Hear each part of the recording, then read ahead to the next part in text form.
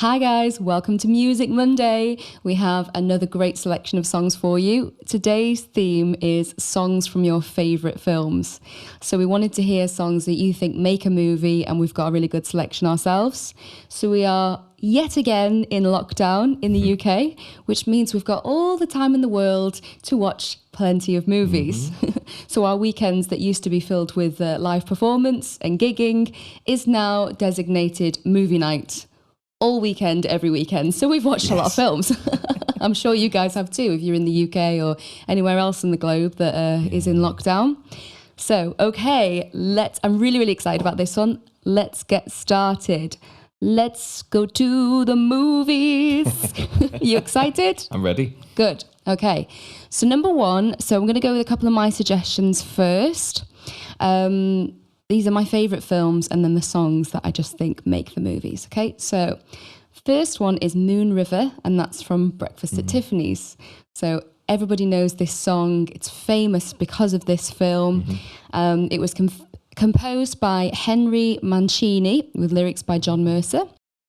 And it was originally performed by Audrey Hepburn in the 1961 movie, and it won an Academy Award for Best Original Song. So what do you think of this song? Great song again.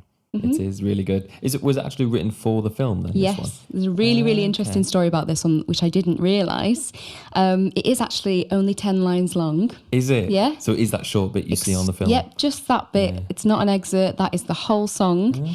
And the reason why the song was written in such a way was because when they actually were creating what would happen in the film in the studio, they were really concerned that Audrey wouldn't be able to deliver a song very vocally with vocal strength. Right. So the guy who actually composed it, which is Henry Mancini, watched her in Funny Face, listened to her vocal range from speaking, and created the song Moon River based on her vocal range, which is extremely limited. So rather than dub her vocals with a professional singer, they wanted her to do it, and she wanted to do it as well. So this guy, Henry Mancini, is obviously a genius. He also composed the Pink Panther theme, which is so famous, isn't it? Yeah. And he was able to create a tune specifically for her limited range, which I just think is incredible. And he came up with Moon River as well, which is a great song. So it says it took him about a month to write the first 3 notes, and then the rest came within half an hour. Really? Yeah, according to his widow. Struggling with inspiration and then took off. That's it. Sometimes you just need that little glimpse, don't you? That's it. And then this is such a gorgeous song. It just shows how a song with such simplicity, it doesn't need to be overly complicated to create an absolute showstopper song, and it really is. I knew this because I'm obsessed with the film, as you know. You watch it over and over again. Yeah. I could watch it every day. I think it's such a great breakfast film. If you're eating pancakes in bed, this is a fantastic film to watch. It's just just feels like homely. It's comforting, isn't it? Yeah. So the song was originally written to be called Blue River, but there's another song with the same title. So they moved it and changed it to Moon River, and it was adjusted. And then I think that really makes it as well. I think Moon River sounds a lot better. It's nice, isn't it? Yeah. Is she actually playing in the film as well? Because she's sitting on the steps strumming the guitar and it looks she's singing. like she is. I think she is, yeah. I don't I'll have to rewatch that scene and have a look now. Or if you know, you can leave it in the comments box below. Okay, so number 2, this is from another one of my absolute favourite films. And this is Porcelain by Moby, and it's from The Beach. Yeah.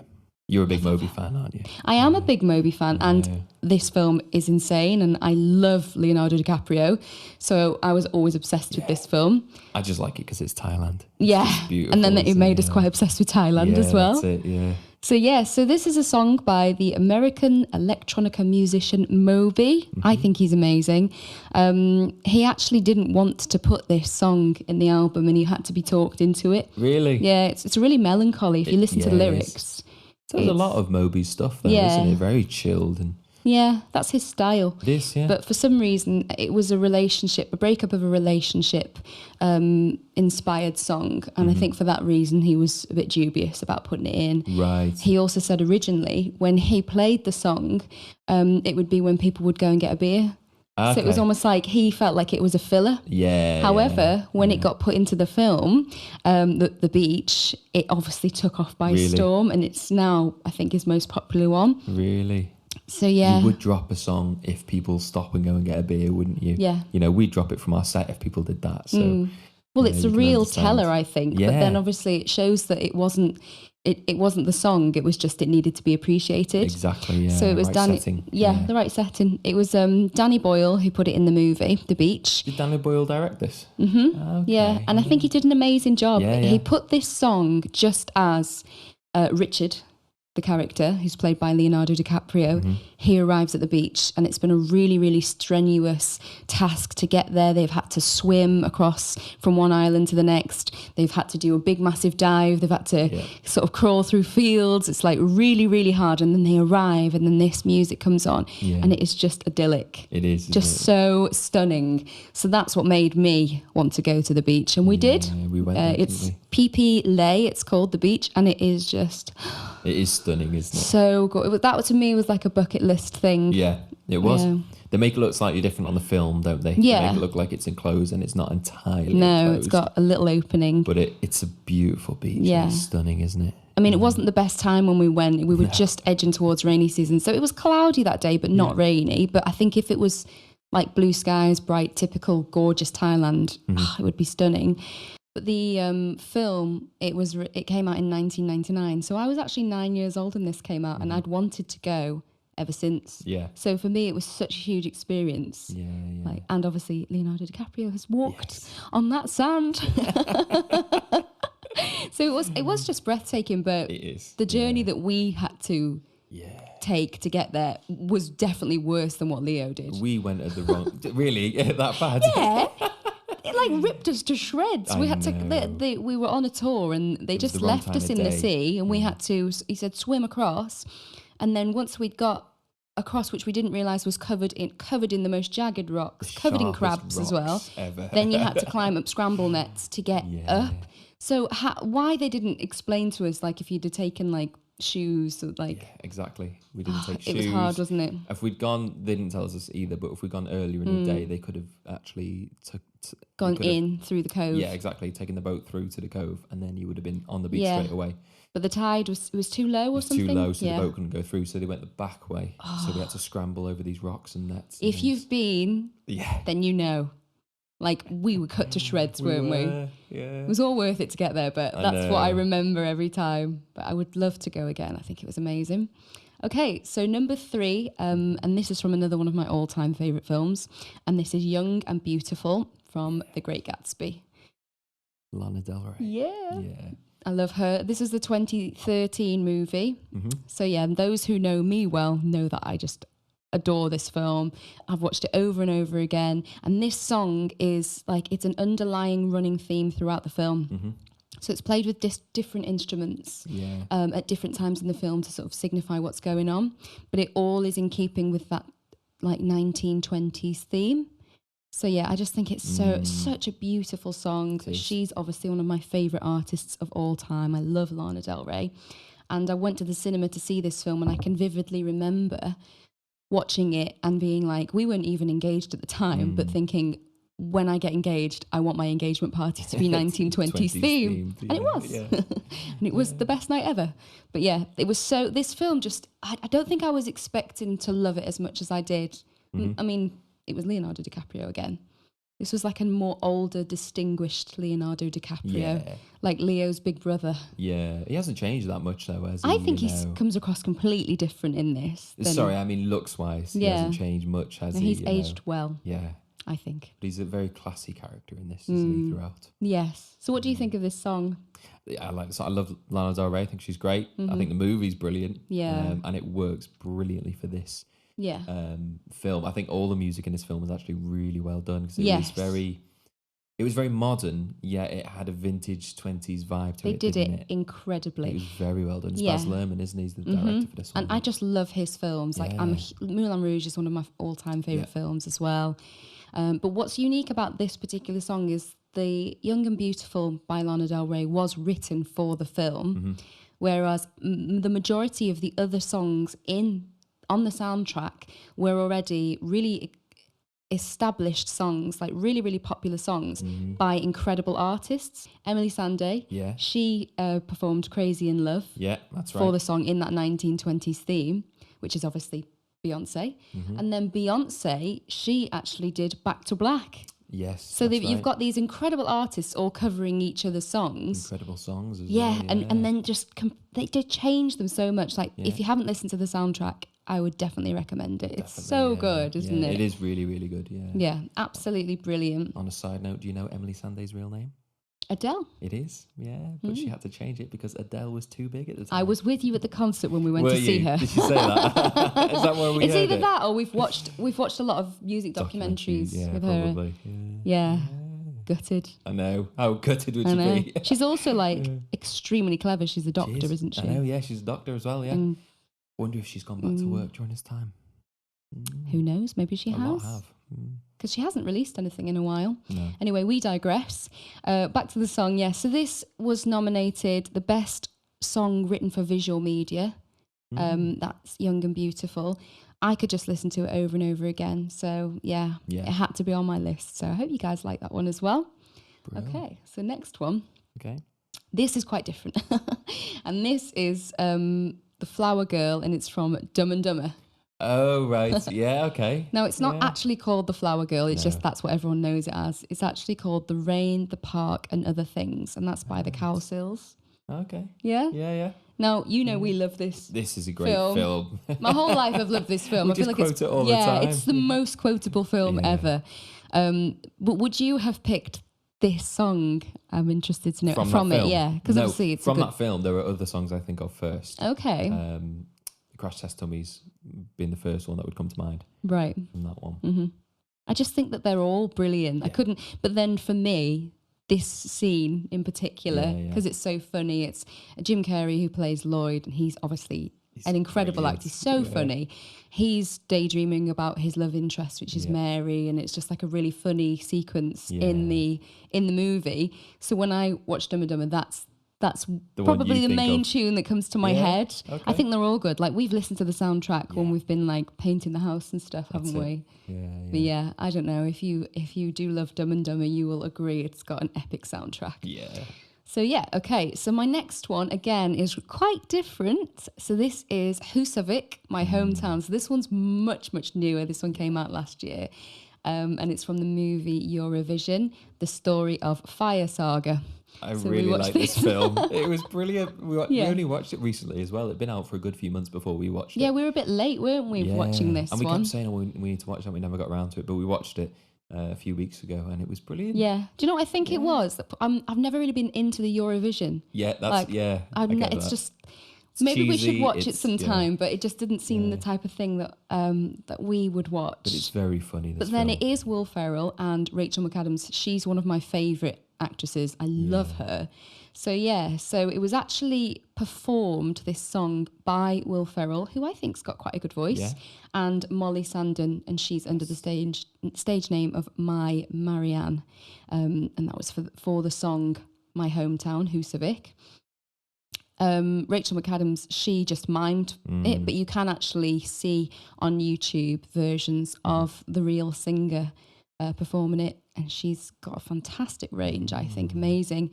The song was sung during the finals, wasn't it, of Eurovision? So this is like the film, last, in the film, the last scene. So it's, when he has a change of heart, Will Ferrell, and he comes back because Rachel McAdams is on her own singing, and they get disqualified because this is a completely different song than what they entered with. But then they win the hearts of the people, don't they? They did, yeah. And it's just, I just thought it was so heartwarming. It's great film. So emotional. Yeah. And the song, in its own way, is actually really challenging because obviously... Some of it's Icelandic. It's in Icelandic. That's hard. And then that high note at the end, which is just insane. Yeah. Isn't it? Yeah, it is. So I had a go at covering this one, and that one actually will be out this week. So be sure to give that one a listen. And if you are Icelandic, I apologise if I have misquoted any of the words. I tried. Butchered the language. I've had a go. Let me know. So okay. So next one. This was an Instagram suggestion. We had so many amazing suggestions come in. A few stole mine as well, so I had to rethink of new ones. Yeah. So thank you so much for everybody who put a suggestion forward, and we've narrowed it down to a couple. But yeah, there was loads of great ones. Obviously, people love their movies, and why not? There's not a lot else to do at the moment. Exactly. So this one was The Power of Love from the film Back to the Future by Huey Lewis. Yeah, Huey Lewis in the News, isn't it? Mm-hmm. Yeah. Yes, very good. Brilliant song. How good is this song? I love the song. I love the film. I know the song from the film as well. Yeah, that's it, yeah. I mean, this is a film you watch as a kid all the time, isn't it? Yeah. So it's been one of those songs that's always been round. Iconic. Absolutely iconic. And this song was written for the film. Oh, it was actually written for the film? Oh, that's why then. Yeah. That's why. And you hear it and there's no way you wouldn't think of Back to the Future. Exactly. You literally hear those first dun, dun, dun, dun, dun, dun, dun, this dun. one and Johnny Be Good. Yes. Even though no doubt everyone's heard Johnny Be Good before they've seen this film, it's from this film, isn't it? Yeah. You know, I love that scene as well. Love it. Again, another extremely quotable film. It is. But yeah, the Back to the Future trilogy is it's insane. It's untouchable. Yeah. Don't ever try and redo it if you are a filmmaker. It's getting to that kind of time where they might, isn't it? Yeah. That's what I'm thinking. So this, it was written for and featured in the 1985 blockbuster film. So that's the original film. And it also gave the band their first #1 hit in the US. I mean, it was just fantastic. It's always funny, I think, because actually the future date in the film is 2015. That's right. Still no hoverboards. Yeah, exactly. When we got to 2015, everyone was saying they were expecting their boots to lace up on their own, hoverboards, I would and all love this kind of that. stuff. I hate doing it with my laces. It's the most annoying thing, isn't it? It is. You just want to quickly just go. So yeah, I hope they do invent that, but unlikely. Still waiting. Yeah. So yeah, that was an excellent choice, and I'm so glad that somebody made that choice because I love those films. So the next one is I'm a Believer, and that is from Shrek. Yes. Great song. And who's this by? I don't. The Monkees. Yeah. Yeah. I was going to say. I can remember for a second. And no, the Monkees, of course. Yeah. Obviously. And do you know who composed it? No, because they were one of the first manufactured bands, weren't they? So they didn't. I don't know who wrote it. No. Neil Diamond. Really? Yes. Okay. I know. Isn't that so Good interesting? knowledge, yeah. Well, to be honest, I didn't know that when I did Google it. So this was 1966. It was in the #1 spot for 7 weeks. But it is a really, really popular song. Mm-hmm. It had over 1 million advance orders, so it went gold within 2 days of release. Really? Yeah. Wow. So super popular from the get-go. It was #1 in the 60s for 4 weeks in the UK. So we loved it as well. And it has stood the test of time because obviously in Shrek, that's a newer film. It's a kid's film, and it does make the film. Everybody thinks of it now. Yeah. The karaoke section at the end. Yeah. Absolutely brilliant films, aren't they? It is good, yeah. So another great choice. Thanks, guys. So that was from an Instagram follower. So the last Instagram suggestion, and this is another 80s song. Managed to get one in there. Every playlist. Yes. And this is Hungry Eyes from the film Dirty Dancing. Okay, what do you think of this film? The film, it was okay. It's not my kind of thing. Okay. I didn't realise this song was from that film, actually. Yeah. Well, you've only seen it once, haven't you? And you only watched it recently with me. Yeah, a few months ago, wasn't it? But the film, it was an okay film. It's not for me. Yeah. But the people that love it really love it. Don't they? Yeah. It's like... It is considered a classic film, isn't it? Yeah, it definitely is a classic film. So it was performed by American musician Eric Carmen. Mm-hmm. He was a former member of the band Raspberries. And obviously it was featured in the film. But I'm actually surprised that this one was chosen because normally whenever people hear Dirty Dancing, they think of the time of my life. Yeah, exactly. I've had the time of my life. But obviously this Instagram follower preferred this song. And I do love this song as well. I think it's a really good power ballad, really romantic. But I just think the time of my life is the one that everyone wants to do that lift. They do. At parties, the famous lift at weddings and things. Attempt, you mean? The attempt to replicate, on the dance floor. Sometimes not quite so well. But I think everybody does know this movie and that dance move from it. But thank you again for that suggestion. That was brilliant. So the floor is now yours. Brill. Okay, so I've got 2 songs again. Okay. I have picked, first of all, Skyfall Brilliant. from the film Skyfall. Absolutely brilliant. Which good choice. It's a fantastic song. I love Adele anyway.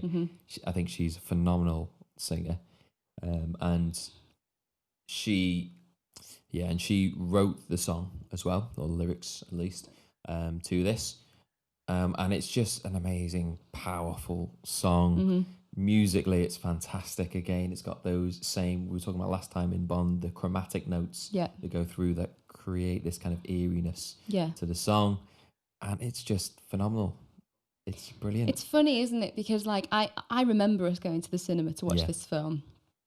In real. 20, and I sat there with a whiskey each, just with some ice, watching it. And I did always like Bond films. But it wasn't really until this one came out that I really got into them. And I loved it. Was this so film. well done, the film, as well. It Brilliant. went back to classic kind of Bond, didn't it? And the song, I can even remember listening to it the first time on the radio, because I think it's always a huge deal when you get asked to do a Bond theme, and Adele was an amazing choice. The first time I listened to it, I was a bit like, you know, when you think a song's going to go a certain way and then it doesn't, and you're a bit like, But then the ending, I think, made it for me. That's when she goes for it and belts it. And then the more I listened to it, the more I loved it. And now I just think it's incredible. So for me, it was a grower. Yeah, that's it. Yeah. Whereas me, I liked the song straight away when I heard it. Did you? Because I love her and I love the Bond themes. So it worked for me.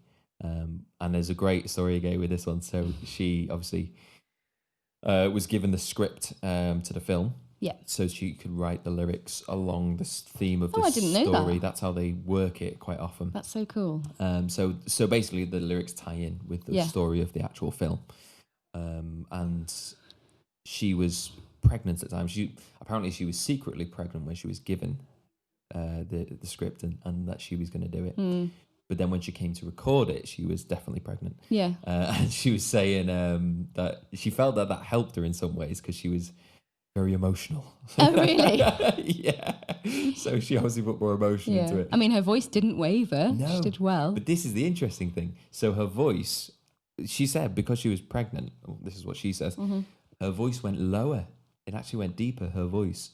So she recorded it in a key that suited her. Yeah. But now when she does that song, if she does it live, she actually does it in a slightly higher key. Oh, really? I didn't know that. Because her voice is, back to what it was. I've heard this before about pregnant women.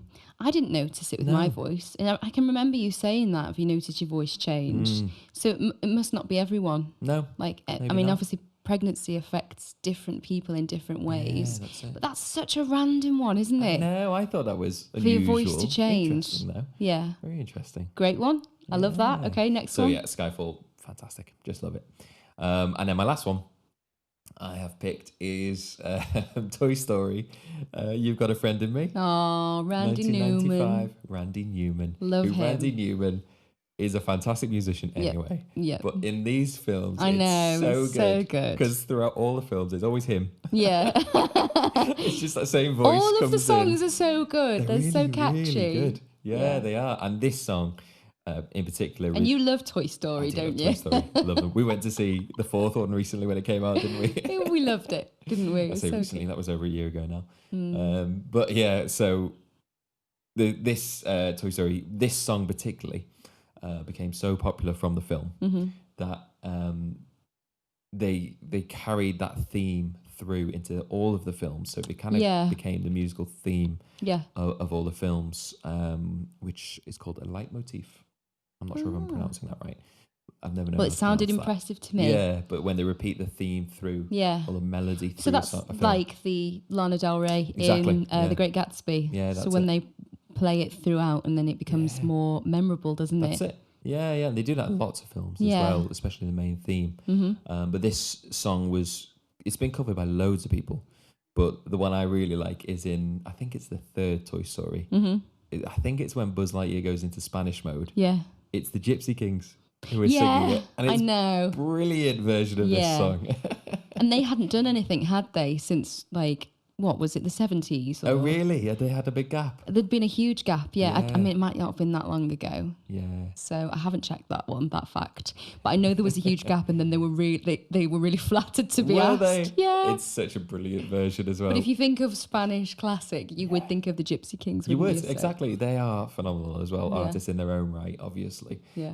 So it worked really well when they covered it. Mm-hmm. But it was actually nominated for, I think it was a Golden Globe Yeah. and I think it was an Academy Award, I think it was called, that this song was nominated for when the film came out in 95. But it was beaten by the Pocahontas song. Is it Colour in a Wind? Yeah, Colours of the Wind. Colours of the Wind, that's it. It was beaten by that. And that's an amazing song. Yeah. So but fair I'd dues. still pick the Toy Story one. Randy Newman. I know, I love Randy Newman, but Colours of the Wind is an epic Disney Yeah. film. Like, I just So think that it's song beat them to the awards. Mm. So Oh, it didn't get that's the awards, unfortunately. But that's kind of sad. I think Randy Yeah. Newman deserved it, but yeah. yeah. But yeah, they're my Good choices. And again, we have linked the two playlists the playlist for Apple Music and the playlist for the Spotify music down below. Mm-hmm. And we've got a link to the podcast as well. Yep. Fantastic. Great. Thank you so much for your suggestions, and again for everyone who got involved.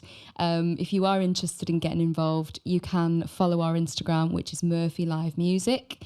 We do Music Monday every Monday.